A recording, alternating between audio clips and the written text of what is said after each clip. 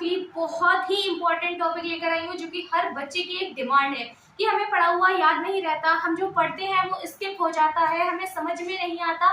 तो हम कैसे करके अपनी स्टडी को इतना बेहतर बनाएं कि हम एक बार किसी चैप्टर को पढ़ें और हमारे माइंड में बिल्कुल फिट हो जाए। तो बिल्कुल घबराने की कोई जरूरत नहीं है। यहाँ पर मैं सिर्फ आपको एक तरीका बताऊंगी। अगर आपने इस तरीके से अपने चैप्टर्स को पढ़ा तो दोबारा कभी आप नहीं भूल पाओगे उन चैप्टर्स को। मोस्टली क्या होता है बच्चों के साथ, ये हर बच्चे के साथ होता है कि बच्चा अपने चैप्टर्स को पढ़ता है और वो भूल जाता है। लेकिन ऐसा क्यों होता है, कैसे, क्या गलती हम करते हैं जिसकी वजह से हम अपने चैप्टर्स को भूल जाते हैं? तो सबसे पहले चलिए मैं एक बात को आपको क्लियर करती हूँ। क्या करना है, सबसे पहले ध्यान रखना है, आपने कोई भी बुक ले ली, ठीक है।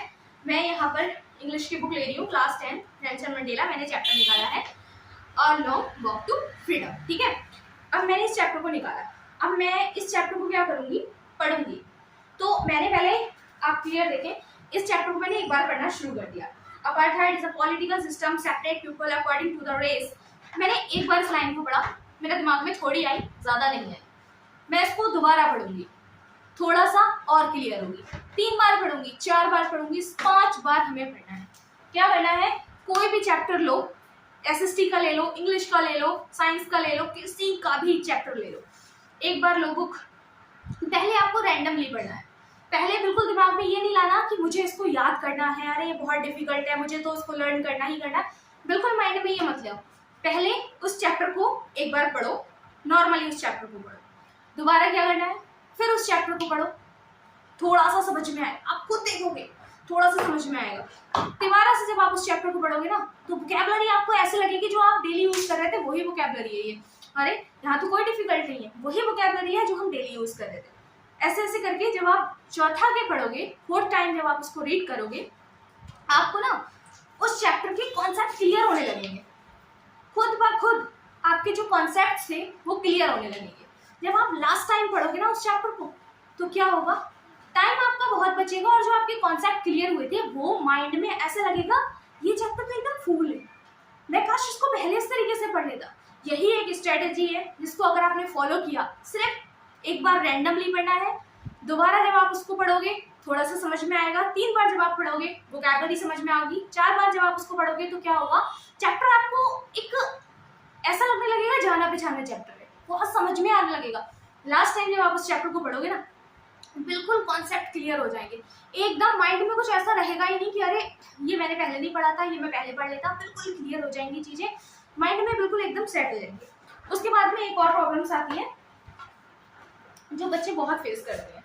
चैप्टर्स तो आपने क्लियर कर लिया, क्या करना है, 5 टाइम उसको रीड करना है, ठीक है।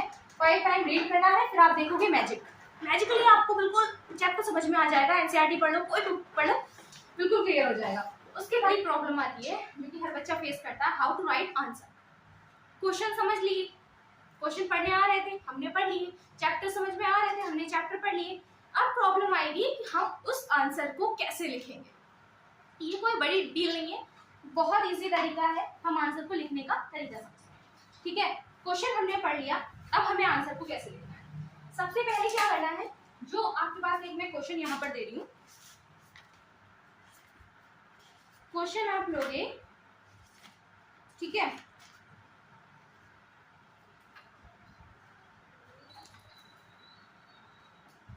हमारे पास एक चैप्टर है,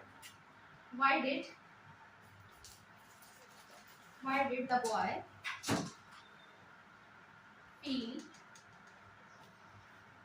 so sad at the loss of his ball?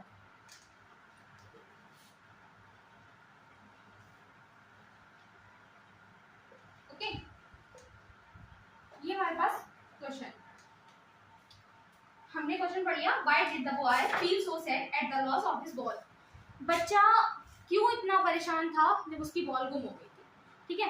जब आपने चैप्टर पढ़ लिया तो आपको क्वेश्चन समझ में आ गया। क्वेश्चन को जैसे आपने एक बार पढ़ा, क्वेश्चन आपका बिल्कुल क्लियर हो गया, कोई परेशानी की जरूरत नहीं। अब क्या करोगे, why did the boy feel so sad? कुछ नहीं देखना, अगर कुछ आता भी नहीं है ना फिर भी ऐसे लिखना है। क्या है यहाँ पर, boy feel so sad, क्या boy feel so sad, लड़का जो था परेशान था, at the loss of his ball, किसकी वजह से, बॉल की वजह से। 2 चीजें हमारे माइंड में क्लियर हो गए? कुछ नहीं करना, सबसे पहले आंसर डालो। अब उसको शुरुआत से शुरू कर दो। The boy feel so sad, ठीक है? The boy feel so sad at the loss of his boy. यहां लिख दिया हमने the boy feel so sad because. अब हम बिकॉज लगाकर, क्योंकि, मतलब क्योंकि वो बच्चा परेशान था, क्योंकि, बस हम यहाँ पर बिकॉज का मैजिक लगाएंगे। यहाँ पर आप बिकॉज लगाओ, उसके बाद जो आपके समझ में आए, जैसा भी आए।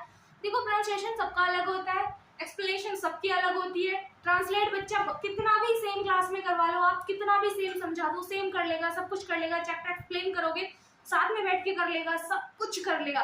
The way of explaining of his own words in their answers totally different. अगर आपके पास 100 बच्चे हैं ना, तो 100 बच्चों में से आपके 5 भी ऐसे नहीं होंगे जो सिमिलर क्वेश्चन के आंसर दे।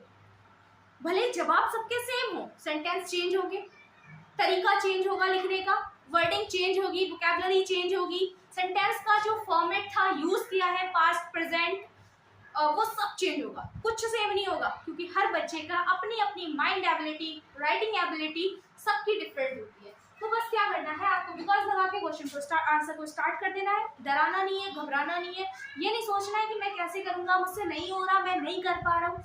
करना है, आई कैन डू इट, मैं करूंगा, मैं क्वेश्चंस के आंसर भी दूंगा, मैं आंसर को क्लियरली करूंगा भी, मुझे कोई प्रॉब्लम नहीं है।